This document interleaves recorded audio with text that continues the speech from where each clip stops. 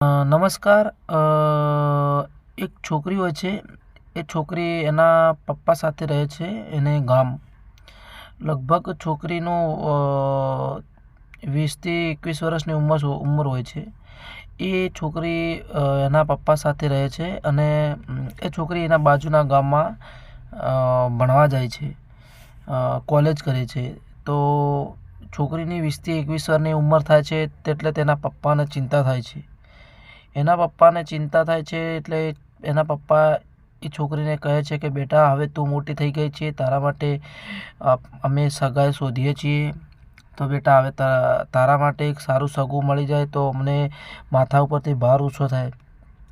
એવી વાત કરે છે અને છોકરીના મોઢામાંથી જવાબ આવે છે કે પપ્પા, મારે સગાઈ નથી કરવી, મારે લગ્ન નથી કરવા, મારે હજી સુધી ભણવું છે, મારે 25 વર્ષ સુધી ભણવું છે, મારે સગાઈ નથી કરવી. તમે ચિંતા ના કરતા મારી સગાઈની. હું તમારા મોઢા ઉપર કાળો ડાઘ નહીં પડે એવું કામ હું નહીં કરીશ. પપ્પા, મને ભણવા દો. આ સાંભળીને પપ્પા વિચાર થાય અને ભાવુક થાય છે કે મારી બેટી મને આવું કહે છે તો મારે રૂકવું જોઈએ. પરંતુ છોકરીનું મનમાં એવું હોય છે કે મારે નોકરી લઈને પછી જ મારે લગ્ન કરવા છે. તો એના પપ્પા પણ વિચારે છે કે ના, ખરેખર મારી બેટી કહે છે તો મારે હવે એને 4-5 વર્ષ કાઢી રહ્યો. એના પપ્પા એ છોકરીના વિશ્વાસ ઉપર રહે છે અને એ વખત સગું શોધતા નથી એના પપ્પા. અને આ છોકરી એના બાજુના ગામ લગભગ 5-1 કિલોમીટર દૂર એક સ્કૂલ હોય છે. એ સ્કૂલમાં ભણવા જાય છે એટલે એક છોકરા સાથે છોકરી સેટિંગ હોય છે અને છોકરી એના બોયફ્રેન્ડ સાથે વારંવાર એ અલગ અલગ જગ્યાએ જાય છે અને મોજ મસ્તી કરે છે. એ છોકરી એના બોયફ્રેન્ડ સાથે જાય છે. એક દિવસ એવો હોય છે જે છોકરો કહે છે કે ચાલ આપણે ફરવા જઈએ. તો છોકરો એ છોકરીને લઈને જાય છે અને એ છોકરીનું કત્લ કરી નાખે છે. નમસ્કાર, મારું નામ છે લલિત પ્રજાપતિ અને જે વાત તમને કરવા જઈ રહ્યો છું એ વાત છે કર્ણાટકની સત્ય ઘટના. એક છોકરી હોય છે, એના મા બાપ સાથે રહે છે. એના મા બાપને 20થી 21 વર્ષની છોકરીની ઉંમર થાય છે. એના મા બાપ તેને સગાઈ કરવાની, એના પપ્પા તેને સતત ચિંતા કરે છે અને છોકરીને કહે છે કે બેટા, હવે અમને તારી ચિંતા થાય છે અને તારી સગાઈ કરવી જોઈએ. અમે તારા માટે એક સારો છોકરો શોધીએ છીએ તારી સગાઈ માટે. તો છોકરીના મોઢામાંથી જવાબ નીકળે છે અને કહે છે કે પપ્પા, મારે હજી સુધી સગાઈ કરવી નથી, કેમ કે મારે હજી સુધી ભણવું છું. મારે 25 વર્ષ સુધી સગાઈ કરવી નથી. મારા 25 વર્ષ થાય અને હું ક્યાંક નોકરી લાગું અને મારા પગ ઉપર ઊભી થઈ શકું એવું પપ્પા મારે કરવું છે. એટલે અત્યારે મારે સગાઈ કરવી નથી. તો એના પપ્પા છોકરીની વાતમાં આવે છે અને એની સગાઈ એ વખત એના પપ્પા શોધતા નથી. અને છોકરી એક બાજુના ગામમાં કોલેજ કરે છે. લગભગ 5-1 કિલોમીટર દૂર એનું ગામ હોય છે અને એ ગામમાં એ છોકરી કોલેજ જાય છે અને એ છોકરી એક છોકરા સાથે સેટિંગ હોય છે. એ છોકરો લગભગ એ છોકરી કરતી 2 વર્ષ મોટો હોય છે. એ છોકરા સાથે સેટિંગ થાય છે અને વારંવાર પર્યટન સ્થળે બંને કપલ ફરવા જતા હોય છે. એક દિવસનો સમય બને છે. એ છોકરી એના પપ્પાને ઘરેથી કહીને નીકળે છે કે પપ્પા, આજે રાત્રે હું આવી શકું એમ નથી, મારા ફ્રેન્ડ સર્કલની સાથે હું ફરવા જાઉં છું. તો એના પપ્પા કહે છે કે બેટા જાજે, પણ તું સંભાળીને રહેજે.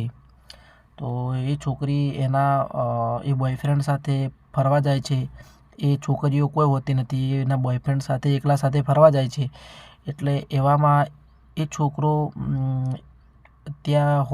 છોકરી ઊભી હોય છે, બસ સ્ટેન્ડે જાય છે. બસ સ્ટેન્ડેથી ગાડીમાં બેસવા માટે ગાડીની રાહ જોઈ રહ્યા હોય છે અને એ છોકરી બેઠી હોય છે અને કહે છે કે મિલન, મારે પાણી પીવું છે, તો તું મને પાણી માટે બોતલ લઈ આવ. તો મિલન બોતલ લેવા જાય છે અને લગભગ 100 મીટર જેટલી દુકાન દૂર હોય છે અને ત્યાં પાણી લેવા જાય છે.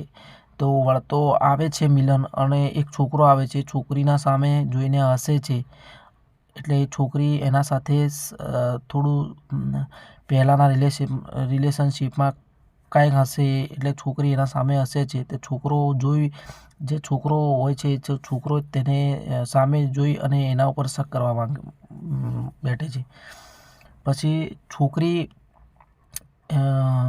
ના જોડે તે પાણી લઈને આવે છે અને કહે છે કે પેલો જે છોકરો હતો એ કોણ હતો, તારા સામું કેમ હસતો હતો? છોકરીએ જવાબ આપ્યો નહીં કે એ અમારો સ્કૂલનો ફ્રેન્ડ હતો એટલું કહી અને એ છોકરી પણ એ છોકરાના સામે કંઈક ઇશારા એવા 2-3 કર્યા. એ છોકરાને મનમાં ડસી ગયા કે આ છોકરી સાથે કંઈક તો આ છોકરા સાથે હશે જ.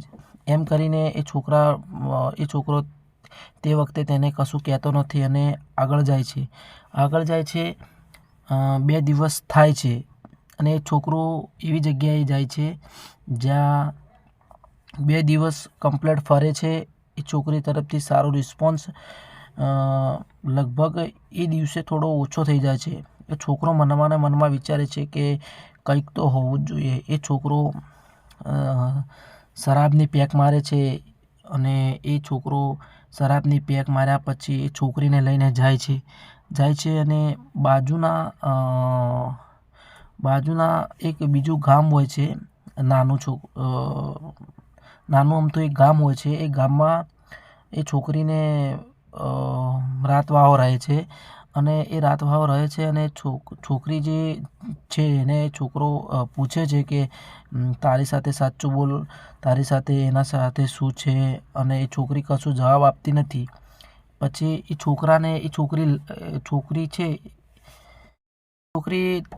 પછી એ છોકરાને એવું કહે છે કે મિલન, મારે પાણી પીવું છે. તો એ છોકરોને અત્યંત એ છોકરી તરફથી ઝેર બિરદાઈ રહ્યું એવું એ છોકરાને થઈ રહ્યું છે. એ છોકરી ઉપર એ ગુસ્સે થાય છે. એ છોકરાને રીસ ચડે છે. એકદમ ગુસ્સો થાય છે કે આ છોકરીને હું મારી નાખું. તો છોકરો પાણી સાથે એક એવો ઝેરીલો પદાર્થ મિલાવે છે જે છોકરી બેહોશ થઈ જાય અને એ છોકરીને એવો પદાર્થ પીવડાવી અને છોકરી બેહોશ થઈ જાય છે. પછી એ છોકરો ત્યાંથી સ્પેશિયલ ગાડી કરે છે અને ગાડીમાં એ છોકરીને લઈને જાય છે.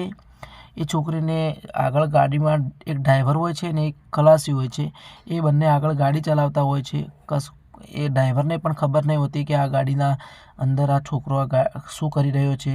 એ છોકરી બેહોશ હતી એટલે પાછળની સીટમાં એ છોકરાએ છોકરીને ગળું દબાવી અને મારી નાખી. પછી ગાડીવાળાને કહે છે કે ભાઈ તમે આ દરિયા જેવું કંઈક આવે છે રોડના સાઈડમાં, ત્યાં ગાડી ઊભી રખવરાવે છે અને કહે છે ભાઈ મારી વાઈફને પેશાબ કરવાનું થયું છે તો મારે તેને પેશાબ કરાવરાવવો છે, તમે ગાડી જરા સાઈડમાં કરો. તો ડ્રાઈવર ગાડી સાઈડમાં કરે છે. એની પત્નીને તે ઉપાડીને લઈ જાય છે. ડ્રાઈવર કહે છે કે કેમ ઉપાડીને લઈ જાઓ છો? તો કહે છે કે એને પગમાં સહેજ ફ્રેક્ચર જેવું છે એટલે હું તેને ઉપાડીને લઈ જાઉં છું. તો એ છોકરો ડ્રાઈવરને કહે છે કે તમે આગળ જઈને ઊભા રહો, હું આવું છું મારી વાઈફને પેશાબ કરાવીને. તો એ છોકરો એની વાઈફને લઈને જાય છે અને બાજુના રોડના સાઈડમાં એક દરિયો હોય છે. દરિયામાં એને ફેંકી દે છે અને છોકરો ત્યાંથી ફરાર થઈ જાય છે. ડ્રાઈવર તેને જોવે છે કે હજી સુધી લગભગ 20 મિનિટ થઈ ગઈ તો હજી સુધી આવ્યા કેમ નહીં? તો ડ્રાઈવર પાછો જાય છે. ત્યાં કોઈ હોતું નથી. પેલો છોકરો છટકી જાય છે અને એ છોકરી અને દરિયામાં એ ડ્રાઈવરની નજર પડે છે તો જોવે છે તો એ છોકરીની લાશ તરતી હોય છે. પછી એ જે ડ્રાઈવર હોય છે તે તાત્કાલિક ત્યાંની પોલીસને જાણ કરે છે. પોલીસ ઘટના સ્થળે આવી જાય છે અને ડ્રાઈવરની પછી પૂછપરછ કરે છે. ડ્રાઈવરે પછી તમામ માહિતી આપી કે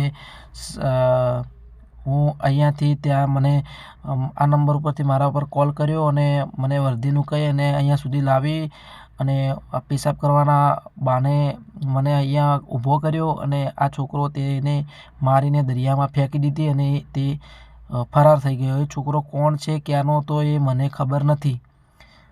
પછી આ વાત આગળના એના પપ્પાને જાણ થાય છે પોલીસ થકી.